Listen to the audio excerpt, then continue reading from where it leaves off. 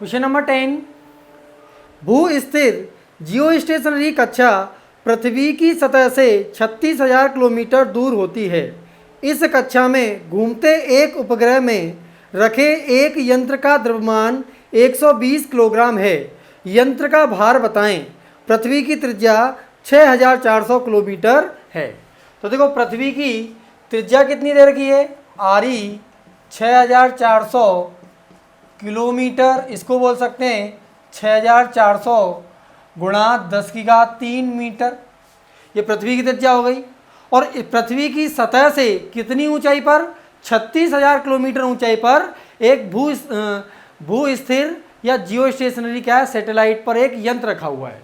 तो पृथ्वी की सतह से ऊंचाई हो गया 36,000 किलोमीटर।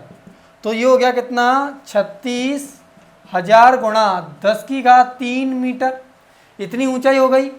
ठीक है। और यहाँ पर एक यंत्र रखा हुआ है और यंत्र का द्रव्यमान कितना दिया हुआ है, m बराबर 120 किलोग्राम। ठीक है। अब ये तो पृथ्वी की सतह से ऊंचाई हुई, तो पृथ्वी के केंद्र से कितनी दूरी हो गई, r, ये कितना re प्लस h। तो इन दोनों को जब जोड़ेंगे तो ये हो जाए कितना, 424,00 गुणा 10⁻³ मीटर। इन दोनों को जोड़ेंगे तो 424,00 आएगा और 10⁻³ हो जाएगा किलोमीटर को मीटर में चेंज करने के लिए। ठीक है। आगे देखो इसके बाद, अब देखो ऐसा मान लेते हैं कि ये पृथ्वी है, ये पृथ्वी की त्रिज्या कितनी है, re, और पृथ्वी सतह से कितनी ऊंचाई है, h, और इस ऊंचाई पर एक यंत्र रखा है जिसका द्रव्यमान कितना है, m है। m का मान कितना है, 120 किलोग्राम। ठीक है। और इसका द्रव्यमान कितना है, me। ठीक है। तो इन दोनों के बीच की दूरी re प्लस h हो गई। तो इन दोनों के बीच जो गुरुत्वीय बल लगेगा वही इसका क्या हो जाएगा, भार हो जाएगा। तो भार किसके बराबर है, W = Fg, गुरुत्वीय बल। तो W हो गया, Fg हो गया कितना, G me m upon re plus h का whole square. G m1 m2 upon r square हो गया। और यही क्या है, गुरुत्वीय बल क्या हो गया, भार हो गया। अब देखो मान लो पृथ्वी की सतह यहां पर है, सतह पर स्मॉल g का मान होता है 9.8 मीटर पर सेकंड स्क्वायर, ये स्मॉल g का मान होता है। और यहां पर अगर द्रव्यमान m रखा हुआ है तो इस पर बल कितना लगेगा, mg। कितना बल लगेगा, mg। और ये mg जो बल है वो किसके बराबर है, g me m upon re square. क्या पृथ्वी का पृथ्वी का द्रव्यमान, इस वस्तु का द्रव्यमान और सतह और केंद्र के बीच की दूरी re, इतना हो जाएगा।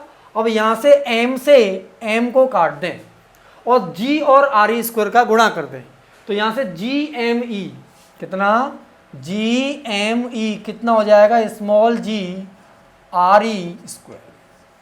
यहां से एक रिलेशन निकला, gme कितना, स्मॉल g re स्क्वायर, उसको यहां पर रख देते हैं।